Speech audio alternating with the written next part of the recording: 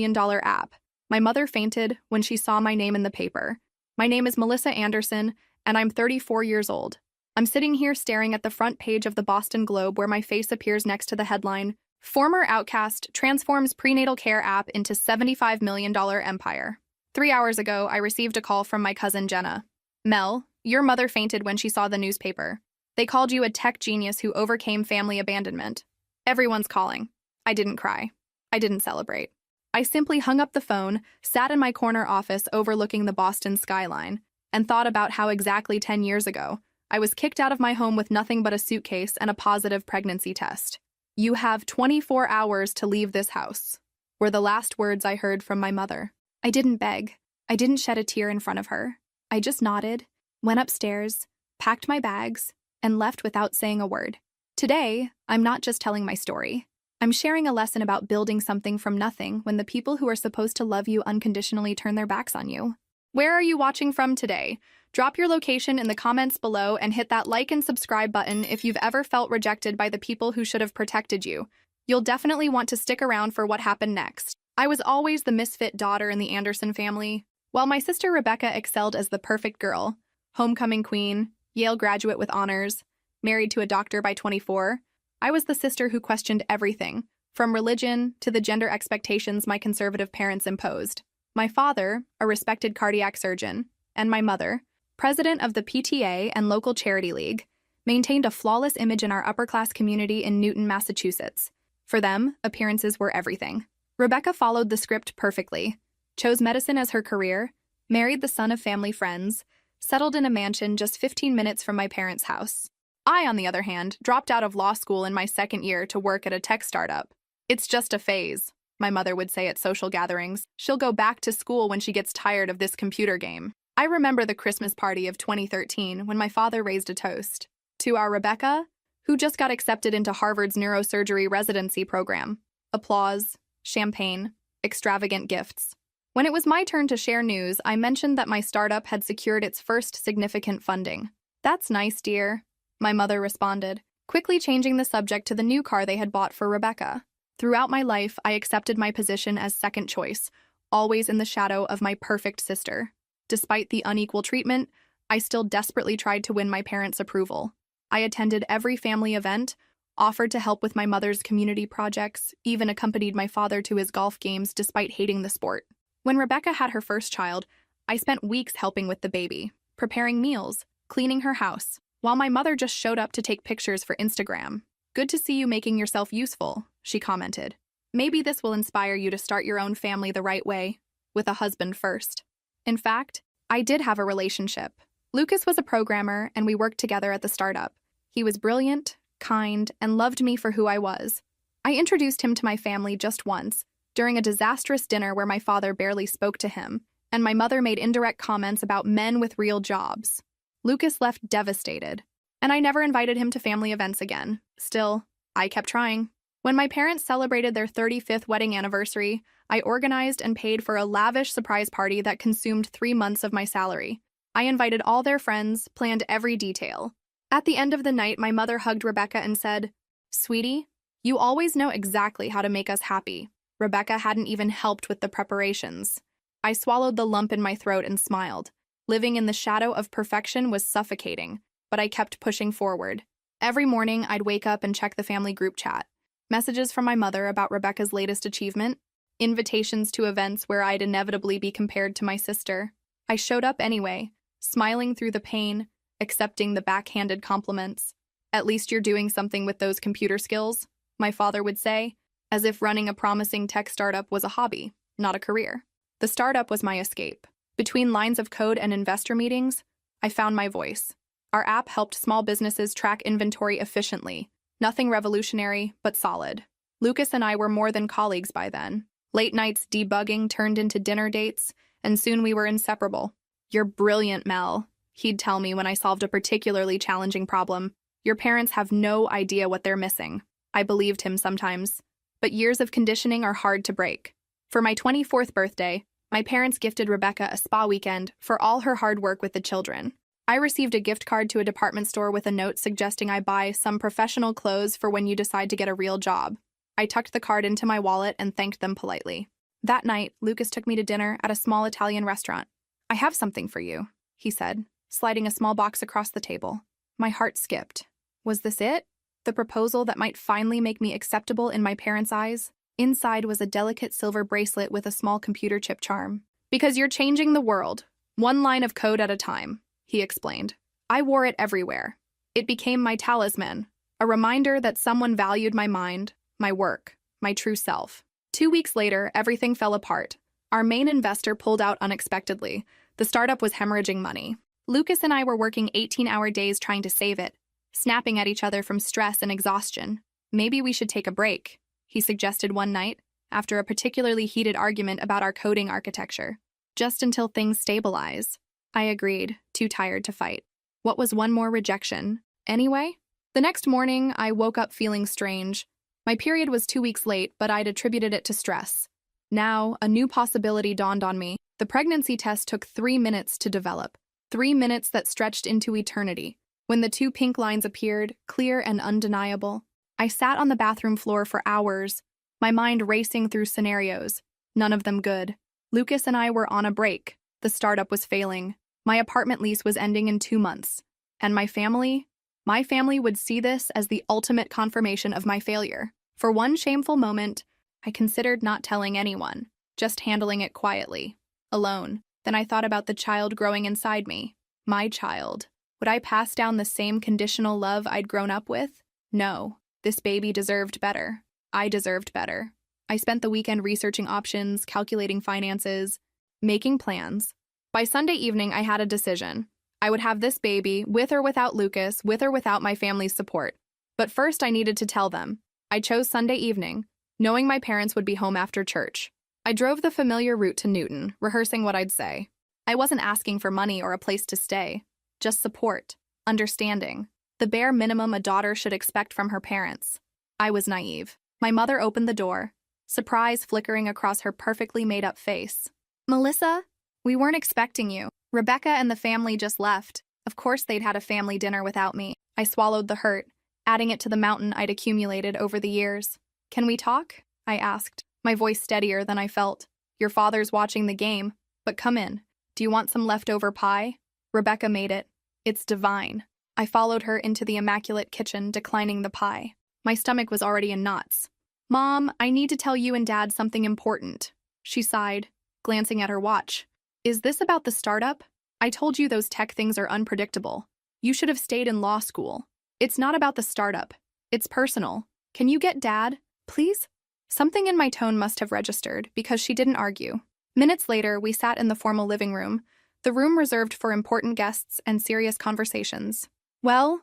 my father asked, clearly annoyed at missing his game. "What's so urgent?" I took a deep breath. "I'm pregnant." The silence that followed my announcement was deafening. My mother's face froze in a mask of horror, while my father's complexion darkened to a dangerous shade of red. "You're what?" he finally growled, his voice low and controlled.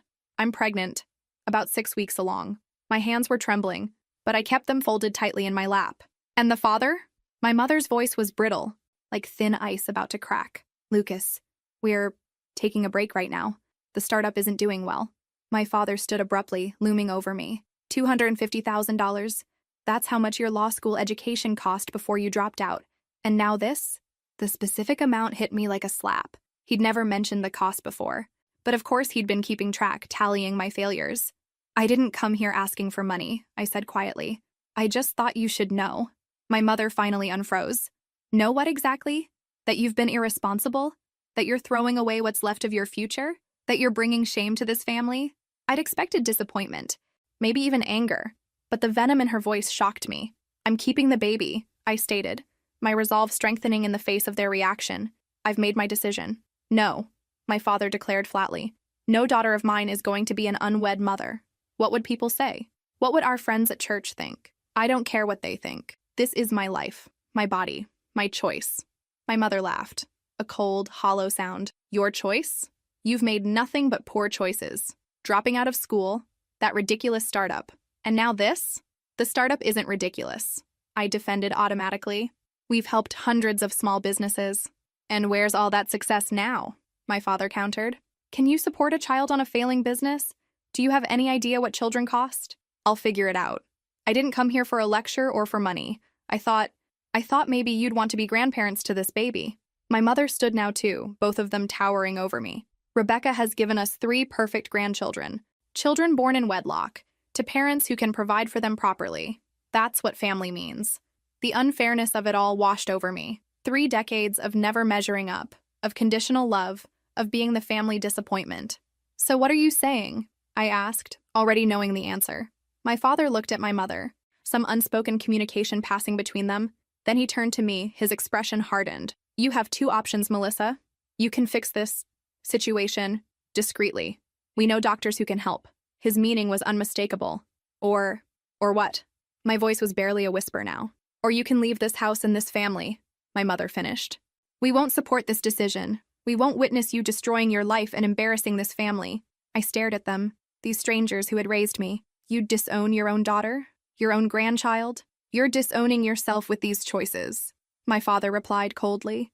You have 24 hours to decide. Either way, I want you out of this house by tomorrow night.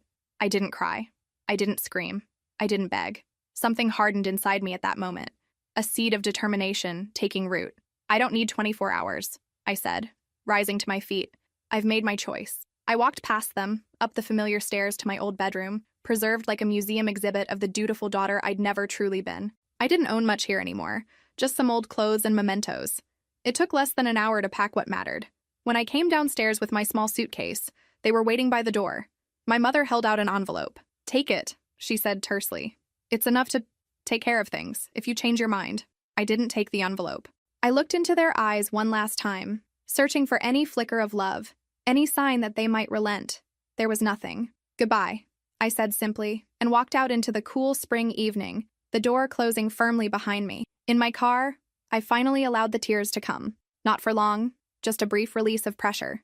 Then I wiped my eyes, started the engine, and drove away from the only home I'd ever known. I didn't know it then, but I was driving toward a future brighter than anything I could have imagined. Have you ever had a moment when you realized the people who should love you the most actually love you the least? Drop a heart in the comments if you've had to walk away from toxic family dynamics.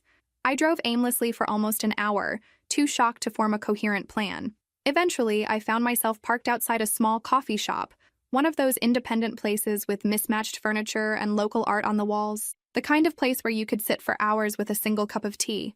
My hands shook as I dialed the number of the one person I thought might understand. Aunt Claire? My voice cracked. I need help. Claire was my mother's younger sister and the family black sheep. Single by choice, owner of a small bookstore, frequent traveler. My mother considered her a failure, but to me she was fascinating. I'll be on the next flight, was all she said after I explained what happened. That night, in my tiny apartment, I finally broke down completely. Claire held me while I sobbed, years of pent-up pain pouring out all at once. You know, Mel, she said while making tea in my minuscule kitchen, some families are toxic. Some people confuse control with love. You haven't done anything wrong by creating your own life or by being pregnant. But what now? I'm unemployed, pregnant, alone. Claire took my hands. First, you're not alone. Second, you have a brilliant mind they never appreciated. And third, she smiled, I have a spare apartment in Seattle. Come with me. Start over. Seattle? But my life here... What life, Mel? The one you built trying to please people who'll never accept you as you are? The truth in her words hit me like lightning. But what if I fail? What if you soar? She countered. That night, I made my decision. I wouldn't respond to my parents' ultimatum. I wouldn't beg. I wouldn't explain. I would simply leave. The following weeks passed in a blur. Claire returned with me to Boston to help pack up my apartment. I sold almost everything, keeping only essentials. My parents never called once. Rebecca sent a single text. Mom is devastated. I hope you're happy. I didn't respond. I contacted Lucas to inform him about the pregnancy. He seemed frightened, then resigned. I'm not ready to be a father, Mel. I'm sorry. He offered to pay for an abortion. When I explained I was keeping the baby, he signed parental rights waiver documents without hesitation. I considered seeking child support, but decided I preferred to raise my child completely on my own terms, without complicated connections to someone who clearly didn't want to be part of our lives. As for the startup, it closed its doors permanently a month after I left Boston. The inventory management app we'd worked so hard on became just another failed tech venture, our code and dreams lost in the digital graveyard. I learned this through a former colleague who emailed to check if I was okay after my sudden departure. I didn't reply. In Seattle, Claire's apartment was small, but welcoming, with a view of Puget Sound. "It's temporary," she explained, "just until you find your way." Besides hosting me, Claire offered me a fair-paying job at the bookstore, allowing me to save for my future plans. During those first months, as my belly grew, I fell into a routine of helping at her bookstore during the day and staying up late researching on my laptop. The idea for the app came naturally. As a single pregnant woman, I discovered existing resources for expectant mothers assumed a traditional family structure. Where were the apps for women like me? I started coding at night, building a prototype for a pregnancy app that offered not just medical tracking, but resources for single mothers, local community options, and legal advice for establishing parental rights and child support. When Sophia was born on a rainy November morning, I had a working prototype and a business plan. I held my daughter in my arms and promised her, "We're going to build something important together, something that will help other women like us." Claire took a photo of us in that moment. Years later, that photo would become part of the origin story of Birthright, my app that revolutionized prenatal care. But at that moment, we were just an exhausted mother, a newborn baby, and an idea that might change everything. If you've ever had to completely reinvent yourself, type "new beginning" in the comments. I want to know if you too found your strength in your darkest moments. The first 2 years were the hardest. I worked at the bookstore during the day, cared for Sophia at night, and developed the app in the hours I could steal between diapers and feedings. Aunt Claire was my guardian angel, watching Sophia when I needed a few uninterrupted hours to code. 6 months after Sophia's birth, I secured a spot in a Seattle startup accelerator focused on women entrepreneurs. My pitch about Birthright, now a beta app with 500 local users, impressed investors enough to secure initial funding of $150,000. It was the first moment I felt that maybe, just maybe, everything would work out. With the funding, I hired 2 programmers to help refine the app. I couldn't have built Birthright alone. The technical challenges were too complex for one sleep-deprived new mother. My background gave me enough knowledge to create the initial prototype, but these experienced developers helped transform my vision into a robust platform. One of them, Maya, became particularly invested in the project, as her sister had recently become a single mother. I moved into a small 2-bedroom apartment near Claire's bookstore.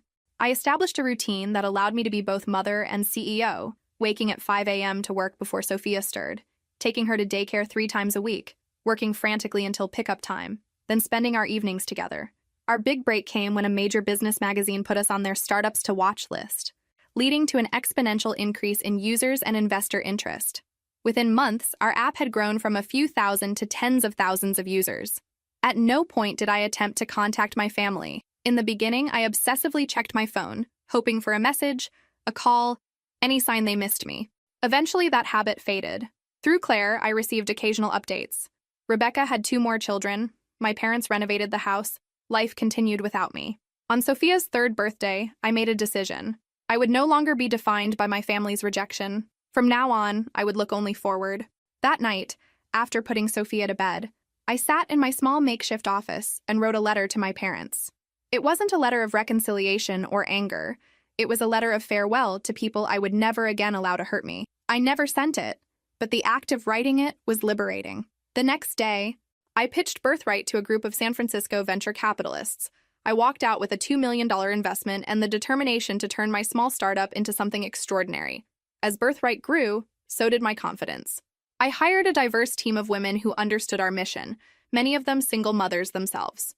We expanded the app's features based on real user feedback, adding telemedicine options, virtual support groups, and even a financial planning module specifically designed for single-parent households. By Sophia's 5th birthday, we had offices in Seattle and San Francisco, over 50 employees, and more than 500,000 active users across the country. I bought our first real home, a 3-bedroom house with a small garden where Sophia could play. It wasn't a mansion in Newton, but it was ours, paid for with my success.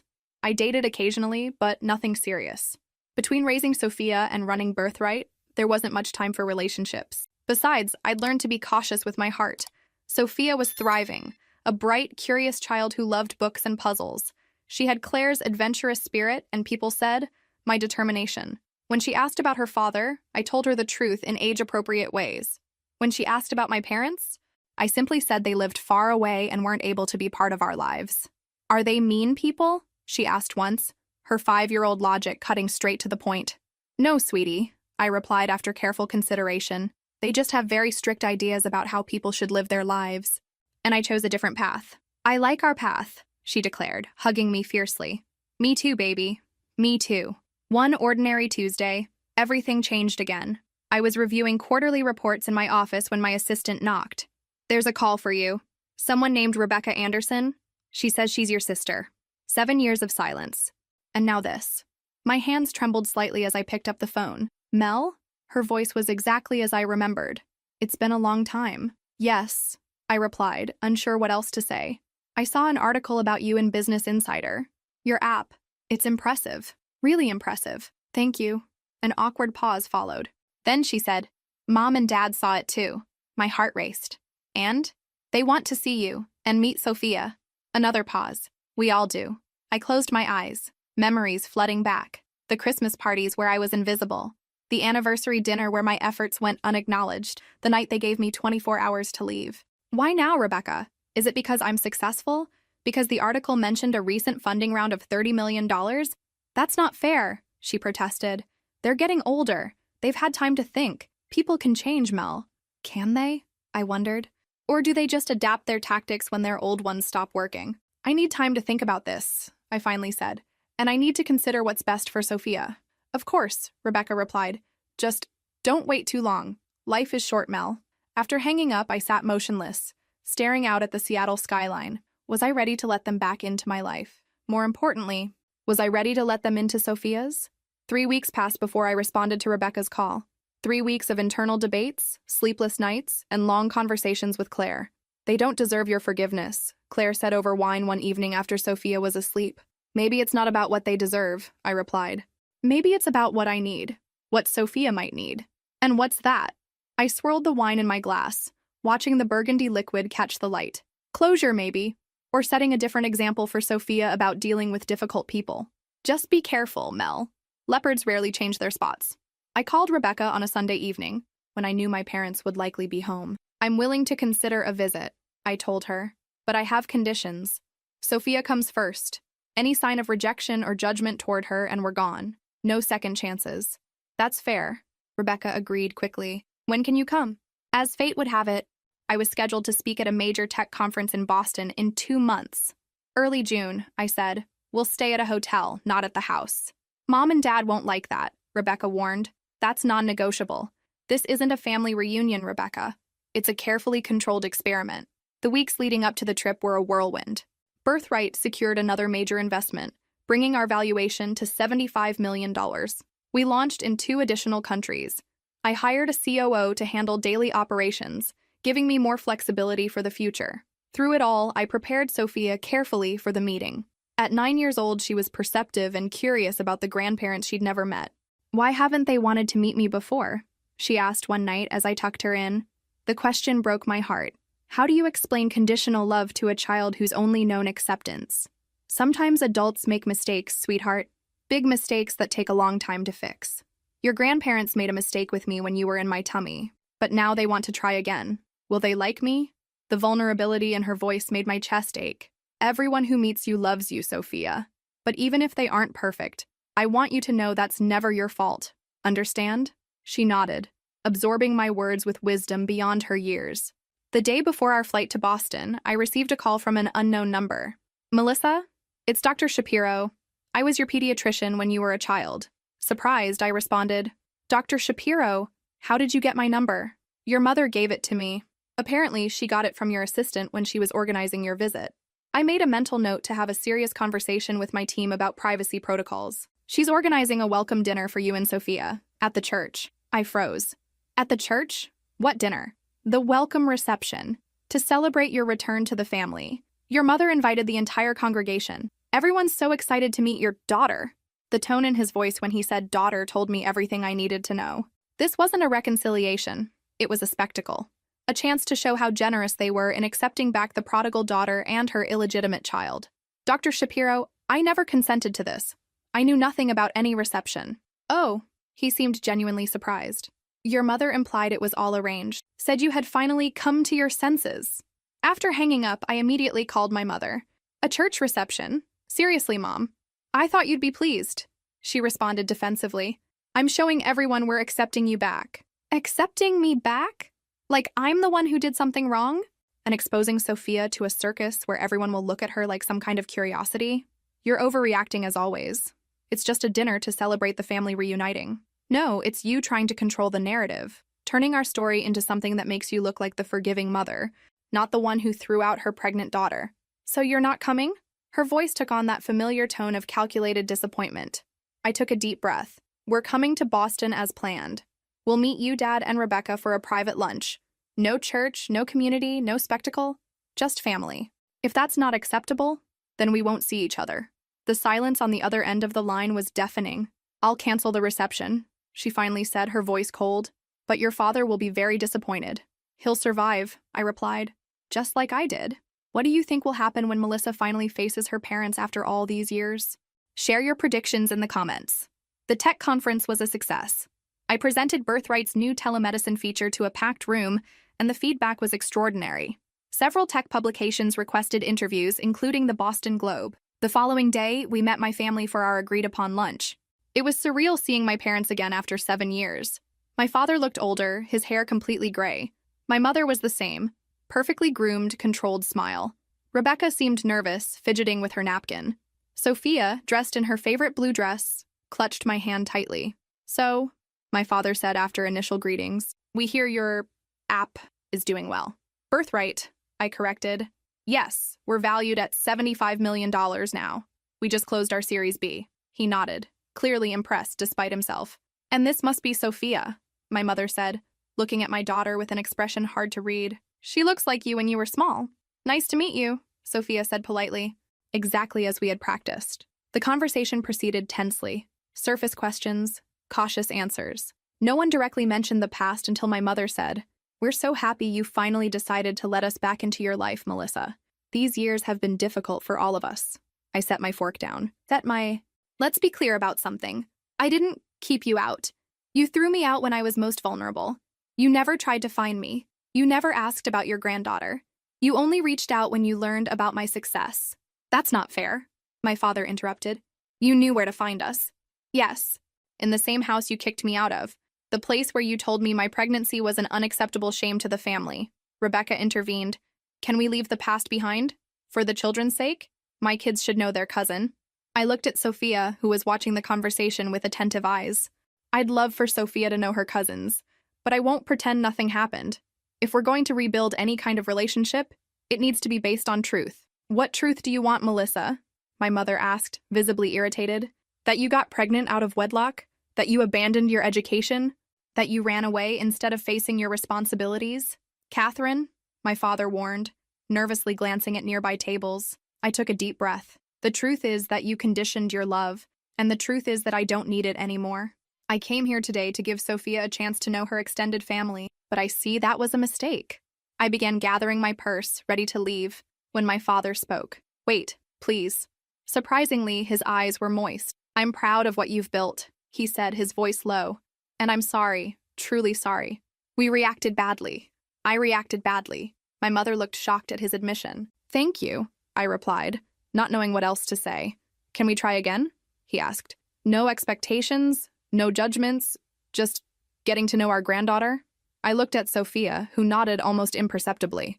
Maybe, I answered, but on our terms, not yours. The Boston Globe article was published the next morning. From outcast to revolutionary, how Melissa Anderson transformed personal trauma into a $75 million tech empire. The article detailed my journey, from being thrown out of my home while pregnant to creating Birthright, now used by over 2 million women in 6 countries. The reporter had done his homework, discovering the connection to the prominent Anderson family of Newton. Sources reveal that the entrepreneur was rejected by her conservative family when she became pregnant out of wedlock at 24, building her tech empire without any family or financial support. When my cousin called to tell me about my mother fainting at seeing the newspaper, I felt no joy or vindication, just a strange sense of closure. 3 years after that tense lunch, things were different. We weren't a perfectly reconciled family like in the movies. The wounds were too deep for that. But there was a new equilibrium. Sophia, now 12, visited her grandparents occasionally, always with my supervision. My father had made a genuine effort to know her, taking her to the park and reading stories. He also finally transferred that fund he had mentioned, turning it into an education savings account for Sophia. My mother tried, in her limited way. Rebecca and I exchanged messages regularly, and her children adored their tech cousin, who knew everything about computers. Birthright continued to grow. We recently launched a scholarship program for single mothers seeking education in technology. The first class of 50 women would start next semester. Sophia loved visiting the office and helping the design team. Aunt Claire moved to San Francisco to be closer to us, running a new branch of her bookstore. She remained my rock, my chosen family. As for Lucas, Sophia's biological father, he never reached out again, an absence that, ironically, gave us freedom to forge our own path. Sophia sometimes asked about him, and I was honest, within what's appropriate for her age. Perhaps one day she'll want to meet him. If that time comes, I'll support her decision. Sometimes people ask if I've forgiven my parents. It's a complicated question. I no longer carry anger or resentment. That would be like carrying a heavy stone that only hurts myself. But I haven't forgotten either. The scars remain, reminders of the lessons I've learned. That family is more about actions than blood. That rejection can be the most powerful redirection in life. That our worth never depends on others' approval. That sometimes we need to lose everything to discover our true strength. If you're watching this and going through your own moment of rejection or crisis, remember, your story doesn't end at the hardest chapter. What seems like your ending might just be the beginning of something extraordinary. I'm Melissa Anderson. I was kicked out for being pregnant. I left without saying a word. And 10 years later, I returned not just as a survivor, but as the creator of something that's helping millions of women write their own redemption stories. Sometimes, the best revenge isn't revenge at all. It's simply living well and on your own terms. If this story resonated with you, make sure to like and subscribe for more stories of resilience and transformation. Where are you watching from?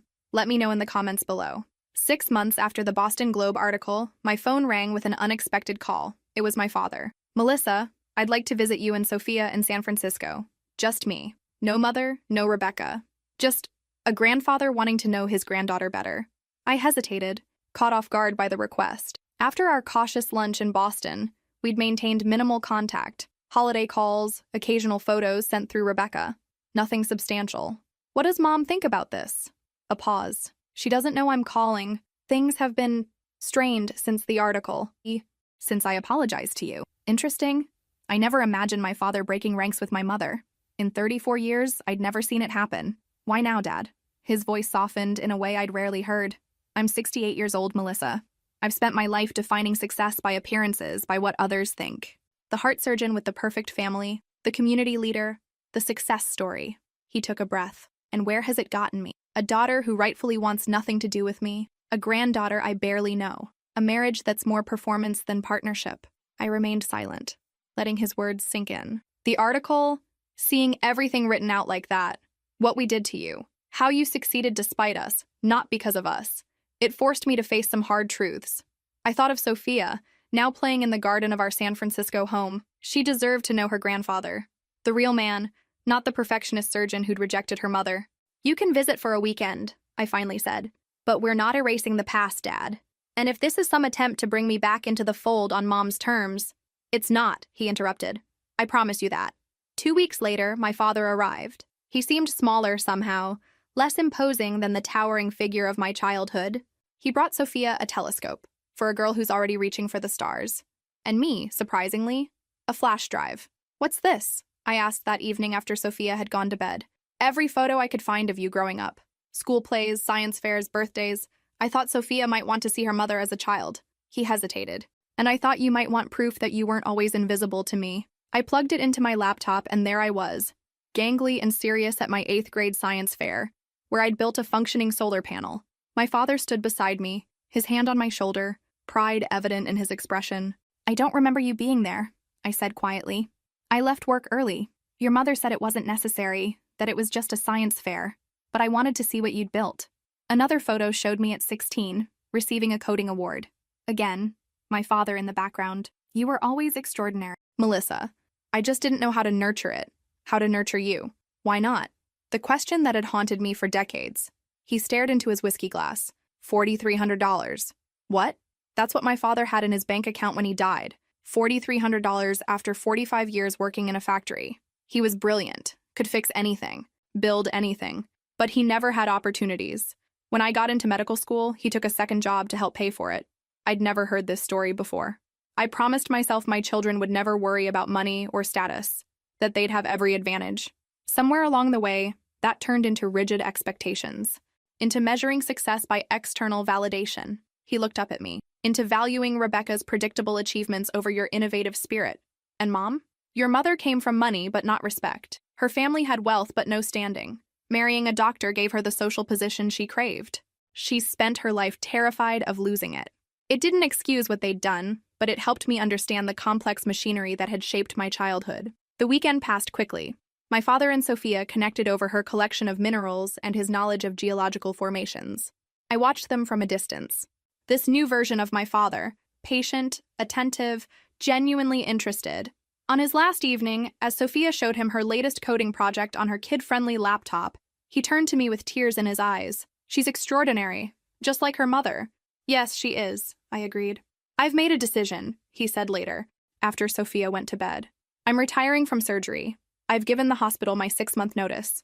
Because of your hand tremor? I'd noticed it throughout his visit. He looked surprised. You saw that? I see everything now, Dad. He nodded. Partly the tremor, partly, I want different things now. Time, not prestige.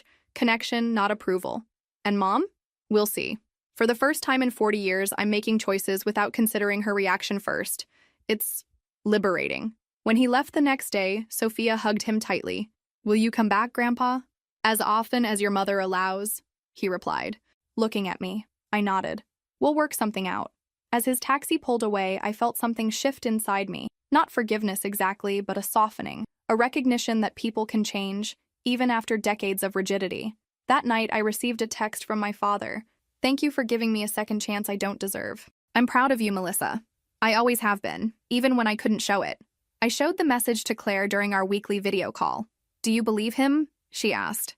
I believe he wants to change. Whether he can sustain it, especially against my mother's influence, that's another question. And what about Catherine? Any thawing there? I shook my head. Radio silence. According to Rebecca, she's still furious about the article, about Dad's apology, about everything. Are you okay with that? I thought about it, really thought about it. Yes. I've spent my life seeking her approval. I'm done with that now. If she wants a relationship with me and Sophia, she knows what needs to change. Look at you, Claire smiled. All grown up and setting boundaries. I laughed. Only took 34 years and a $75 million company. Better late than never, kiddo. 3 months after my father's visit, Birthright reached a major milestone. 5 million active users worldwide. We celebrated with champagne in the office and ice cream with Sophia at home. That same week, I received a formal-looking envelope from Boston. Thick cream paper, my parents' embossed return address. Inside was an invitation to Rebecca's 40th birthday celebration, a gala event at the Newton Country Club. Black tie 3 weeks away. A handwritten note from Rebecca was tucked inside. It wouldn't be complete without you and Sophia. Please come. Mom promises to behave. I traced the embossed lettering with my fingertip, memories flooding back of countless society events where I'd felt like an imposter in my own family. The thought of returning to that world made my stomach clench. I called my father, now a more regular presence in our lives through weekly video chats with Sophia. Did you know about this gala? Yes, he admitted. It was your mother's idea, but Rebecca genuinely wants you there. Is it a setup? Mom's chance to parade the prodigal daughter in front of her friends? He sighed. Probably a bit of that, yes. But it's also Rebecca's milestone birthday. And she's been making real efforts, Mel. That was true. Unlike our mother, Rebecca had shown genuine remorse for her role in the family dynamics. She'd sent thoughtful gifts to Sophia, made efforts to introduce her children to their cousin via video calls, forwarded family medical information I might need. I'll think about it, I told him. That night, I discussed it with Sophia. Would I get to meet my cousins in person? She asked, eyes brightening. Through video calls, she'd developed a particular bond with Rebecca's middle child, Emma, who shared her love of science. Yes, and your Aunt Rebecca and grandmother too. What about the mean things Grandma said about me before I was born? I'd been honest with Sophia about our family history in age-appropriate ways. She knew her grandparents had initially rejected her existence, though not the harshest details. People sometimes say mean things when they're scared or angry, I explained. Grandma was very worried about what other people would think. That was more important to her than being kind. That's silly, Sophia declared with 12-year-old certainty. Yes, it is. Very silly. I think we should go, she decided. I want to meet Emma, and I want to wear a fancy dress. I smiled at her simple reasoning. We'll see. After putting Sophia to bed, I called Claire for her perspective. "You've been keeping them at arm's length on your terms," she pointed out.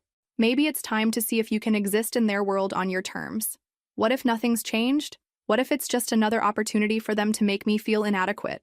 Then you leave," Claire said simply. "You're not that powerless girl anymore, Mel.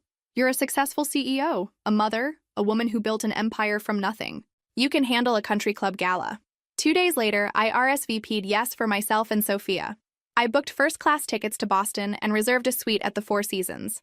Not to impress anyone, but because I deserved comfort, and Sophia deserved a treat. The night of the gala arrived crisp and clear. Sophia twirled in her midnight blue dress with tiny silver stars embroidered on the skirt.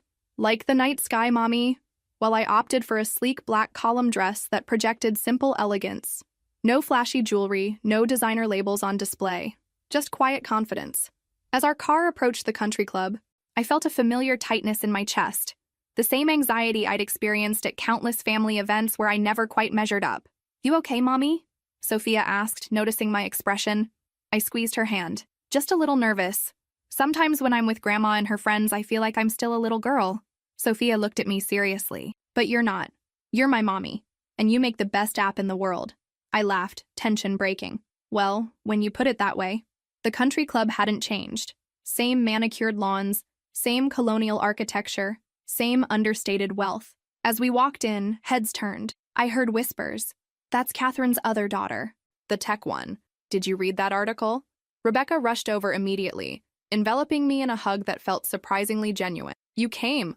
I wasn't sure you would." "Happy birthday," I said, handing her a small gift box containing a vintage brooch I'd found in a San Francisco antique shop, one that reminded me of something our grandmother had worn. "And this must be Sophia."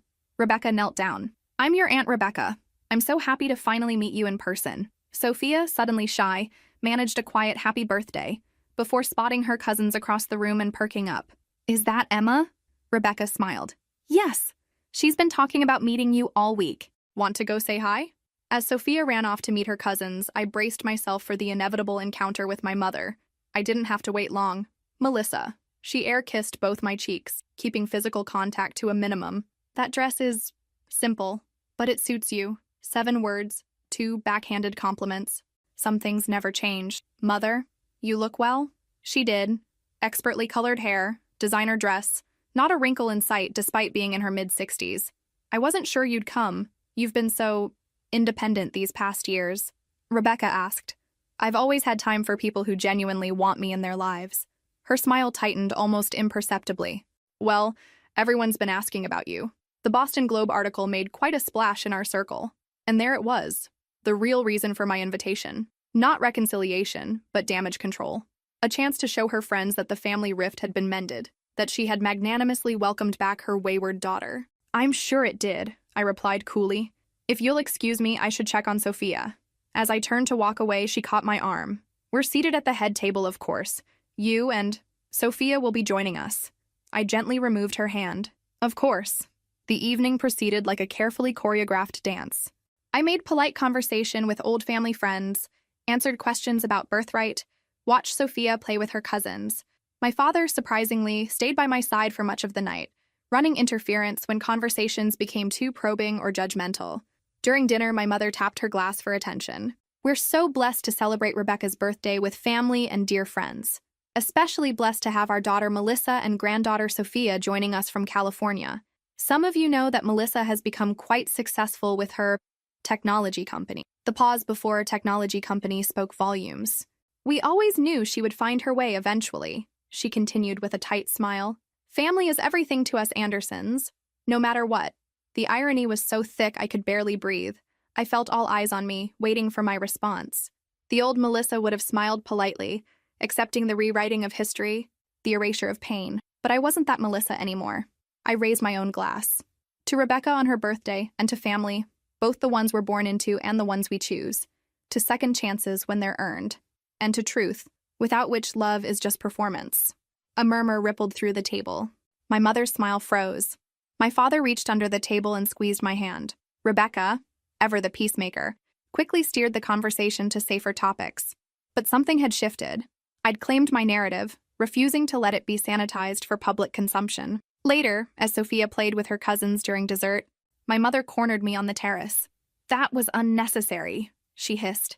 This is Rebecca's night. Which is why I didn't tell the full story, I replied evenly. About being thrown out, about the years of silence, about you only reaching out when you saw my success in the press. You're determined to paint us as villains. No, Mother. I'm determined to live in truth. If that makes you uncomfortable, perhaps you should examine why. She smoothed her already perfect hair, a nervous habit I remembered from childhood. Your father has been different since your visit. Distant. Questioning everything. Is that what you wanted? To turn him against me after 40 years of marriage? For the first time, I saw something new in her expression. Fear. Not of public opinion, but of losing control. Of losing my father. I don't want to turn anyone against you. I just won't pretend anymore. For your sake, for mine, or for appearances. So what do you want? Melissa? What will it take to put this ugliness behind us? I looked through the terrace doors at Sophia, laughing with her cousins. At my father, watching them with genuine joy. At Rebecca, who despite her flaws was trying to bridge our family's divides. Acknowledgement, I said finally. Not just privately, but within our family and your social circle. Acknowledgement that you and Dad made a cruel choice. That you valued appearances over your daughter and granddaughter. That's the starting point. And then, if I humiliate myself like that, then we start building something new. Not the old relationship where I constantly sought approval I never received. Something honest, something that makes space for who I actually am, not who you wished I was. She stared at me for a long moment. You've changed. Yes, I agreed. That's what happens when you stop trying to please people who can't be pleased. Inside, the band began playing for Rebecca's first dance. My mother looked torn between continuing our conversation and maintaining appearances by being present for the moment. Go, I said gently. It's Rebecca's night. As she walked away, back straight, smile firmly in place, I wondered if anything I'd said had penetrated decades of carefully constructed facades. I doubted it. But for the first time, I realized it didn't matter. I no longer needed her to change to be whole myself. The morning after Rebecca's gala, I took Sophia to the Boston Children's Museum, a deliberate choice to create a positive memory in a city that held so much pain for me. Watching her explore exhibits with unbridled enthusiasm, I marveled at her resilience, her openness to joy despite the complicated family dynamics swirling around her.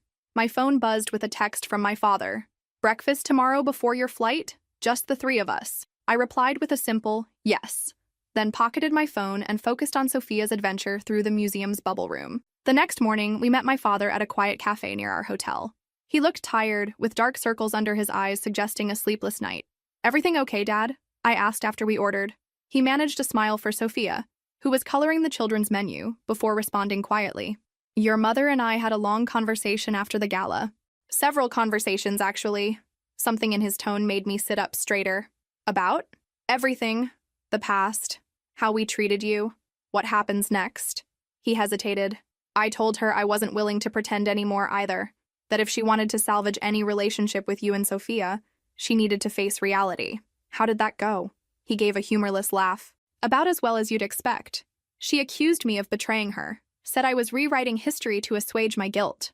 Sophia looked up at the tension in his voice. I quickly suggested she explore the cafe's small bookshelf in the corner, within sight, but out of earshot. I'm sorry, I said once she was browsing books. I never intended to come between you and Mom. You didn't, he replied firmly. Decades of avoidance and performance did that. Your return just forced us to face what we've been ignoring. Our food arrived, momentarily pausing the conversation. When Sophia returned to the table, the discussion shifted to lighter topics. Her school in San Francisco, my father's retirement plans, places in Boston we might visit on our next trip. As we were preparing to leave, my father handed me an envelope. Don't open this now, he said. Wait until you're home. The flight back to San Francisco was smooth, Sophia sleeping most of the way after our busy weekend. Back home, after putting her to bed, I finally opened my father's envelope. Inside was a check for $1 million and a letter. Melissa, it began. This isn't atonement. No amount could serve that purpose. It's not an investment in birthright. Your company's success is entirely your own achievement.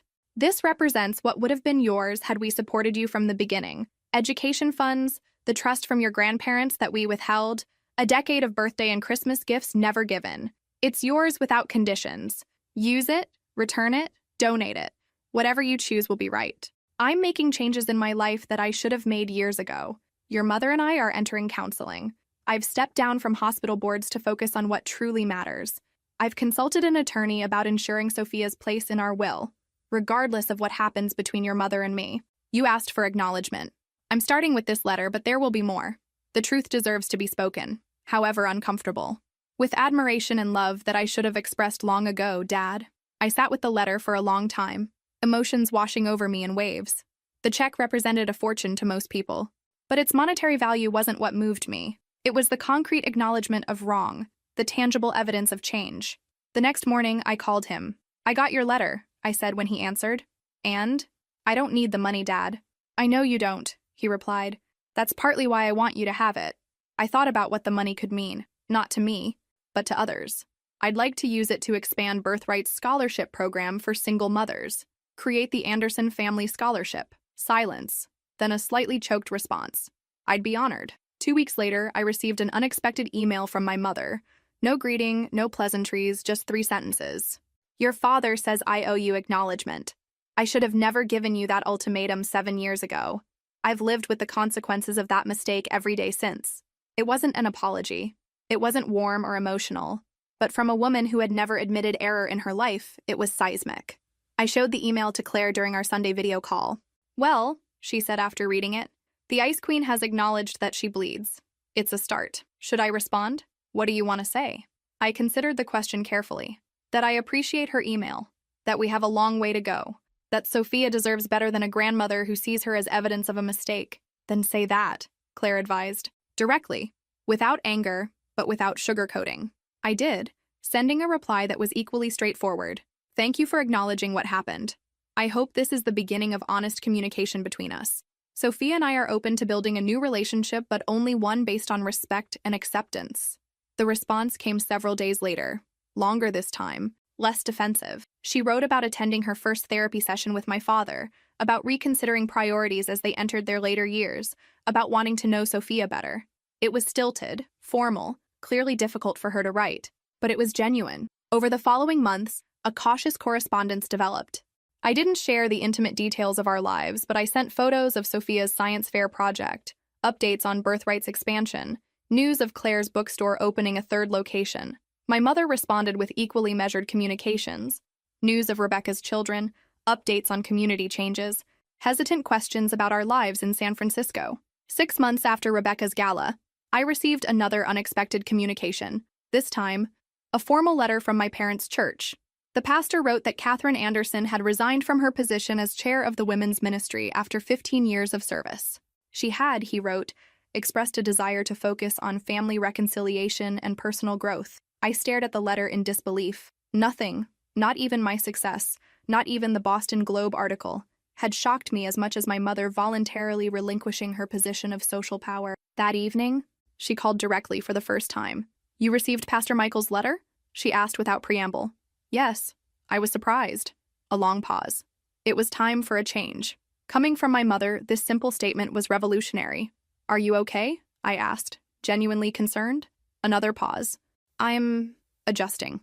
Your father has been supportive. The conversation remained awkward, 2 people feeling their way through unfamiliar emotional territory. But as we said goodbye, my mother said something that left me speechless. I've been reading about your app, what you've built. It's remarkable. Melissa. From the woman who had once dismissed my tech career as playing with computers, this represented a fundamental shift. That night, I sat on my balcony overlooking San Francisco Bay, reflecting on the unexpected turns life can take. 10 years ago, I'd been thrown out of my family home, pregnant and alone. Today, I ran a company valued at nearly $100 million, raised a brilliant daughter, and was witnessing what had seemed impossible. My parents changing, growing, acknowledging their mistakes. The road ahead would still have bumps. My mother would never be warm and demonstrative. My father would always carry guilt. But something new was emerging from the ashes of our broken family. Something authentic, if imperfect. The next morning, I called a family meeting with Sophia and Claire. How would you feel about spending Christmas in Boston this year? I asked Sophia. Her eyes widened. With Grandpa and Grandma and Aunt Rebecca? Yes. All of them. She thought for a moment, serious as always when making important decisions. Will Grandma be nice to you? She's trying to be, I answered honestly. People can change, but it takes time. Sophia nodded sagely. We should give her a chance then. Everyone deserves a second chance. I looked at Claire, who shrugged with a smile. When did she get so wise? She has good examples, I replied, hugging them both. That evening, I emailed my parents accepting their Christmas invitation, with one condition: Claire would be joining us, my chosen family and my birth family, finally converging. The response came within hours, a simple, "We look forward to welcoming all of you." No drama, no conditions, just acceptance. The journey wasn't over, but a new chapter had definitely begun. "Ms. Anderson, they're ready for you." I smoothed my blazer and followed the assistant into the conference room where the hospital board waited. This wasn't just any hospital. It was Boston Memorial, where my father had spent his surgical career. 6 months after our Christmas visit, which had gone surprisingly well, with only minor tensions, I found myself back in Boston for a different purpose. Birthright had launched a new initiative, partnering with major hospitals to provide our premium services free to all expectant mothers, regardless of income or insurance status. Boston Memorial was our East Coast flagship partner. My father, now fully retired, had helped arrange the meeting, but wasn't present. This was my moment alone. "Good morning," I began, addressing the room of distinguished medical professionals. "Thank you for considering this partnership with Birthright."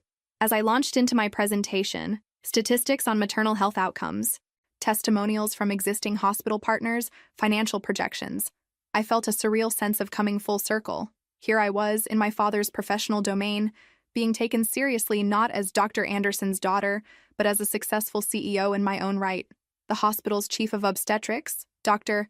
Eleanor Chen, leaned forward. "Your focus on accessibility for single mothers and low-income families is particularly impressive, Ms. Anderson. What inspired that aspect of Birthright?" I paused, considering how personal to get. In business settings, I usually kept my origin story professional, focusing on market gaps rather than personal experience. But something about being in Boston, in this hospital where my father had worked, made me choose transparency. "I was a single mother myself," I replied. "When I was 24 and pregnant, I discovered that most pregnancy resources assumed a traditional support system, a partner, family help, financial stability. I had none of those things. I didn't mention being disowned, didn't need to. The business case was strong enough without personal drama. Birthright was born from that gap in the market. We've now helped over 6 million women navigate pregnancy and early parenthood, many of them in situations similar to mine." Dr. Chen nodded approvingly. "Well, your personal experience has translated into an exceptional resource. I think I speak for the board when I say we're excited about this partnership." After the meeting concluded successfully, I checked my phone to find several missed calls from my mother. Unusual, since our communication typically remained limited to scheduled calls and brief texts. "Mom, is everything okay?" I asked when she answered my call back. "Yes, fine," she replied, her voice tense. I heard you were presenting at Memorial today." "Ah, of course news would travel in their social circles." "Yes, we're launching a partnership program. It went well." A pause. "I wondered if you might have time for lunch while you're in town." This was unprecedented. My mother initiating an unplanned one-on-one meeting. "I have a flight at 4, I said carefully, "but I could do a quick lunch." We agreed to meet at a small cafe near the hospital. When I arrived, my mother was already seated, perfectly groomed as always, but somewhat subdued. "How was your presentation?" she asked after we ordered. "Successful. They're on board with the partnership." She nodded, fidgeting with her napkin, a nervous gesture I'd rarely seen from her. "Your father would be proud." "Is proud, I mean." "He helped arrange the meeting," I acknowledged. An uncomfortable silence fell between us. My mother broke it unexpectedly. "I drove past your old startup office yesterday. The building's been renovated. It's a tech incubator now." I raised an eyebrow, surprised she even knew where my old office had been. "I've been learning about your journey," she explained, seeing my expression. "The places in Boston that were part of your life before, the apartment you had when everything happened." "Why?" I asked simply. She stared into her coffee cup. "Your father and I have been doing this exercise in therapy, retracing steps, understanding impacts. He suggested I try to imagine your life then, what it was like for you. For perhaps the first time in my adult life, I saw my mother vulnerable, uncertain. It was hard," I said finally. "Being alone, being pregnant, starting over, but it made me stronger." "Yes," she agreed quietly. Clearly it did. Our food arrived, creating a natural pause. As we ate, my mother surprised me again. "The hospital board chairman's wife is in my garden club, Martha Stevens. She told me about your presentation, said you were, and I quote, brilliant and commanding." I waited for the qualifier, the subtle diminishment that usually followed any praise from my mother. Instead, she added, "I wasn't surprised to hear that." I nearly dropped my fork. "You weren't?" A faint smile touched her lips. Melissa, whatever our difficulties, I've never doubted your intelligence, your determination. Even when I disapproved of your choices, I recognized your capabilities. You never told me that. No, she agreed. I was too focused on what I thought you should be doing with those capabilities. We ate in silence for a few moments before she spoke again. I saw Sophia's science project video you sent. The solar system model with the motorized planets. Did she build that herself? Most of it. I helped with some of the wiring. She reminds me of you at that age. Always building things, always questioning how things work. Another pause. I should have encouraged that more. This was the closest my mother had ever come to expressing regret about my childhood, not just about throwing me out when I was pregnant. It's not too late to encourage Sophia, I offered. She looked up, surprise and something like hope in her expression. No, I suppose it isn't. As lunch concluded and we prepared to part ways, my mother reached into her purse and withdrew a small wrapped package. For Sophia, she explained. It's a book about women in science. I thought she might like it. I accepted the gift, touched by the thoughtfulness. It showed she was paying attention to who Sophia actually was, not who she might want her to be. Thank you. She'll love it. We walked together to the street where my Uber waited. Awkwardly, my mother leaned in for a brief hug, our first physical contact beyond formal air kisses in years. Safe travels, she said, stepping back quickly. Mom? I called as she turned to leave. Would you and Dad like to come to San Francisco next month for Sophia's science fair? She'd like you to be there. The invitation surprised us both. But Sophia had indeed asked if her grandparents could attend, and I'd promised to consider it. My mother's composure slipped momentarily, genuine emotion breaking through. We'd like that very much. As my Uber pulled away, I reflected on how much had changed in a year.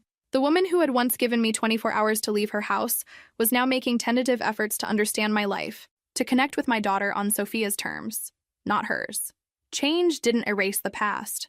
The pain of rejection, the years of absence, these weren't negated by recent improvements, but perhaps they could be balanced by something new, something honest. That evening on the flight home, I drafted an email to my leadership team outlining the hospital partnership's next steps. As I worked, a notification appeared, an email from my mother with the subject line, "Thank you." The message was brief. I appreciated our lunch today. I've purchased the books for your guest room in preparation for our visit next month. Looking forward to seeing Sophia's science project in person. Attached was a receipt from a Boston bookstore, children's books about coding, space exploration, and women scientists.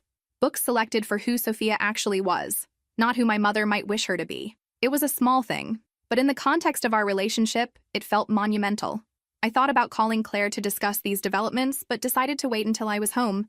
Some emotions were too complex to process at 30,000 feet. Instead, I opened my laptop's photo folder and found a recent picture of Sophia in our backyard, proudly displaying her science project. I set it as my desktop background, a reminder of what truly mattered. Not the past hurts, not the company valuation, but the bright-eyed child who had changed everything. The flight attendant stopped by my seat. Heading home? She asked, noticing the photo. Yes, I replied with a smile. Home to my daughter. The word home felt right in a way it never had in Boston. Home wasn't a place anymore. It was wherever Sophia was, wherever we built our life together. Whatever happened with my parents, with birthright, with any other aspect of my life, that core truth remained unchanged. I closed my laptop and gazed out the window at the sunset, painting the clouds in gold and pink. There was something poetic about flying west, toward home, leaving the East Coast and its complicated history behind. Not forever, but with healthy distance. My phone buzzed with a text from Sophia. "Miss you, Mommy. Claire and I made pasta from scratch. When are you coming home?" I smiled and typed back, "On my way right now. Save me some pasta. Love you more than all the stars." Her reply came instantly. "Love you more than all the stars and planets combined." Our little ritual started years ago when she first became fascinated with astronomy. No matter what happened with my parents, with birthright, with any other aspect of my life, this bond, this pure, unconditional love, was the foundation everything else was built upon. As the plane began its descent into San Francisco, I felt a sense of peace wash over me. The journey wasn't over. Family healing rarely happens in neat cinematic moments of reconciliation. It's messy, incremental, often frustrating. But for the first time, I believed we were all moving in the right direction. "Mom, they're here!" Sophia's excited voice echoed through our San Francisco home as the doorbell rang. I smoothed my dress and took a deep breath, centering myself before walking to the front door. It had been 3 years since that first tense lunch in Boston, 3 years of careful rebuilding, of boundaries tested and respected, of relationships gradually transformed. Today marked a significant milestone. My parents were visiting for Sophia's 12th birthday celebration, not just for a brief appearance, but for a full week's stay in our guest room. I opened the door to find them standing side by side, my father carrying 2 suitcases, my mother holding an elegantly wrapped gift. They looked older, but somehow lighter than in years past, as if they'd set down burdens they'd carried for decades. "Welcome to San Francisco," I said, stepping aside to let them enter. "How was your flight?" "Uneventful?" "Thankfully," my father replied, setting down the luggage to embrace me briefly. My mother handed Sophia her gift before offering me a slightly awkward hug. "The house is lovely, Melissa. Those bay windows get wonderful light." No backhanded compliment, no veiled criticism, just a straightforward observation. Progress, indeed. Sophia bounced on her toes, barely containing her excitement. "Can I show them my room now? And my coding projects? And the office?" I laughed. "Let them settle in first, sweetheart. They've had a long journey." "Actually," my father interjected, "I'd love to see what you've been working on." "Sophia, just give me 5 minutes to freshen up." As my parents disappeared into the guest room, I squeezed Sophia's shoulder. "They brought you quite a large present." She shrugged. "The best present is that they came for a whole week this time." Her simple statement warmed my heart. Despite our complicated family history, Sophia had developed a genuine relationship with her grandparents over the past few years, different from the one they had with Rebecca's children, more tentative perhaps, but authentic in its own way. The week unfolded with surprising ease. My father, fully embracing retirement, spent hours with Sophia building a complex robotics kit they'd selected together. My mother, while still more reserved, made genuine efforts to connect, asking Sophia thoughtful questions about her interests, helping her plan the menu for her birthday party, even sitting through a marathon viewing of Sophia's favorite science fiction series without a single disparaging comment. On the third day, while Sophia was at school and my father was meeting an old colleague for lunch, my mother asked to see my office. "The Birthright headquarters," she clarified, "if that's permitted." "Of course," I replied, surprised by her interest. "We can go this afternoon." The 30-story glass building that housed Birthright's operations reflected the company's success. Modern, innovative, with spectacular views of the bay. As we rode the elevator to the executive floor, I watched my mother taking it all in, her expression unreadable. "This is quite different from your old startup office," she finally commented. "Very different," I agreed. "We have over 300 employees now, offices in 6 countries." The elevator doors opened to reveal our reception area, where Ariana, my assistant, greeted us warmly. "Ms. Anderson, your 3 o'clock call to reschedule, and the product team needs 15 minutes on your calendar to discuss the new language translation feature." "Thank you." "Ariana, this is my mother, Catherine Anderson." If Ariana was surprised to meet the woman who had once disowned me, she didn't show it. "Wonderful to meet you, Mrs. Anderson. Can I get you anything? Coffee? Tea? Water would be lovely, thank you." As I led my mother through the office, introducing her to key team members and explaining various departments, I was struck by how surreal the moment felt. For years, these 2 parts of my life, family and birthright, had existed in separate universes. Now they were colliding in unexpected ways. In the large conference room, a wall displayed framed press coverage of Birthright's journey, including the Boston Globe article that had announced my success to my parents 3 years ago. My mother paused before it, reading the headline, "From Outcast to Revolutionary: How Melissa Anderson Transformed Personal Trauma into a $75 million Tech Empire." "You kept it," she observed quietly. "It was a turning point," I replied. "For the company. For me. For us." She nodded, moving along to examine other items in the room. Awards, recognitions, photos of Birthright-sponsored events. She stopped at a large photograph of me holding a newborn, surrounded by hospital staff. "Our 1,000th birth," I explained. "Baby Zoe in Chicago. Her mother used Birthright throughout her pregnancy. And this?" She pointed to a framed certificate. "The Anderson Family Scholarship Program. We've helped over 300 single mothers complete their education while raising children." She touched the frame lightly. "Our name." "Yes. Thank you for that," she said simply, "for including us in something so important." We continued the tour, ending in my corner office with its panoramic view of the Golden Gate Bridge. My mother sat in one of the visitor chairs, looking not at the view, but at the collection of photos on my desk. Sophia at various ages, Claire at the opening of her newest bookstore, our small family at holidays and celebrations. "You've built something remarkable here, Melissa," she said finally. "Not just the company, your life." "Thank you," I keep thinking about what might have been different, she continued, her voice taking on an unusual vulnerability. If we had supported you when you told us you were pregnant, if we had welcomed Sophia from the beginning, we can't change the past. Mom, no, she met my eyes directly.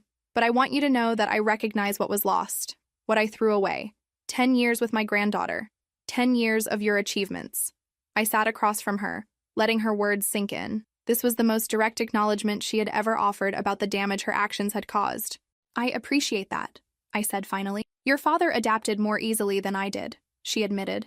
He connected with Sophia immediately. With you. It's been harder for me, I know. I was raised to believe there was only one right way to live, one acceptable path.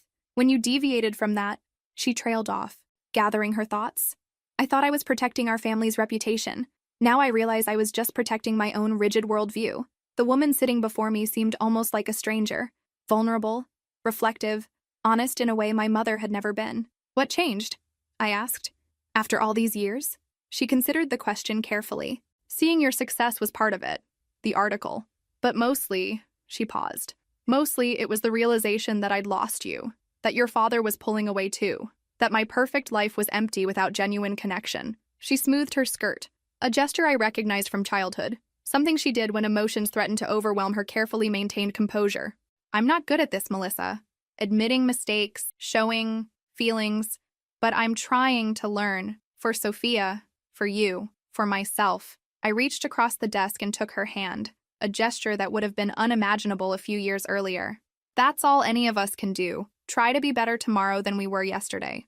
That evening, as we celebrated Sophia's birthday with a small dinner party, Claire, my parents, a few of Sophia's close friends and their parents, I watched my mother help Sophia arrange candles on her cake, their heads bent together in concentration.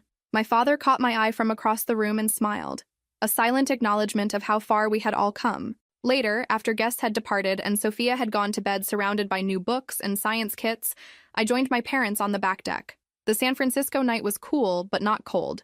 The sky clear enough to see a few stubborn stars fighting through the city's light pollution. She's extraordinary, my father said, gazing toward Sophia's darkened bedroom window. Reminds me of you at that age. The curiosity, the determination. She has advantages I didn't, I replied, then immediately regretted the edge in my voice. But my father nodded. Yes, a mother who supports her unconditionally, who celebrates her exactly as she is. We sat in companionable silence for a while, listening to the distant sounds of the city. Birthright is opening a research center, I said eventually, focused on improving maternal health outcomes for underserved communities. We're breaking ground next month. That's wonderful, my mother said. Where will it be located?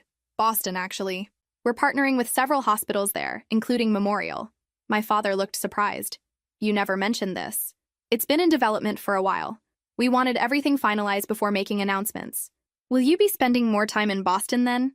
My mother asked, trying to sound casual. Some. Sophia and I will still be based here, but we'll visit more frequently. I hesitated before adding, she might enjoy spending some of her school breaks with you, if that's something you'd be interested in. The offer hung in the air between us. Not just increased visits, but a suggestion of greater integration of our lives after years of careful separation. We'd like that very much, my father answered for both of them. Very much indeed. 10 years ago, I sat in my car outside my parents' house, a positive pregnancy test in my purse, their ultimatum ringing in my ears. I drove away that night believing I had lost everything.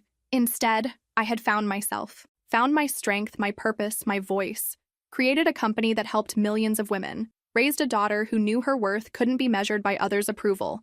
And now, in life's strange and winding way, I had found a new relationship with my parents. Not perfect, not without complications, but authentic in a way our old relationship never was. As we sat together under the San Francisco stars, I thought about the many women who had shared their stories with me over the years. Women who used Birthright during their own difficult pregnancies. Women who found themselves alone and scared as I once had been. I had built Birthright to be the support system I'd needed but didn't have. In doing so, I'd created something larger than myself, larger than my personal story of rejection and redemption. What are you thinking about? My father asked, noticing my distant expression. The power of starting over, I replied, of building something new from nothing. My mother reached over and squeezed my hand briefly, a small gesture from a woman who had rarely shown physical affection, but meaningful in its spontaneity. You've taught us about that. she said quietly, about beginning again when it seems impossible. As the night deepened around us, I felt a sense of completion, not because everything was perfect or because all wounds were healed, but because I had finally stopped defining myself by what I had lost. Instead, I celebrated what I had built: a successful company, a loving home for my daughter, and yes, even this new, honest relationship with my parents. I am Melissa Anderson. I was once kicked out for being pregnant. I left without saying a word. And 10 years later, I returned not seeking approval or validation, but offering the opportunity for a new beginning, on my terms, with my boundaries, from a position of strength rather than need. That, perhaps, is the most powerful revenge of all, living so fully in your own truth that the rejection of others loses its power to define you. If this story resonated with you, make sure to like and subscribe. And remember that your story doesn't end at the hardest chapter. Sometimes that's exactly where the most important part begins. My name is Olivia, and I'm 32. When I was 17, my father threw me out of the house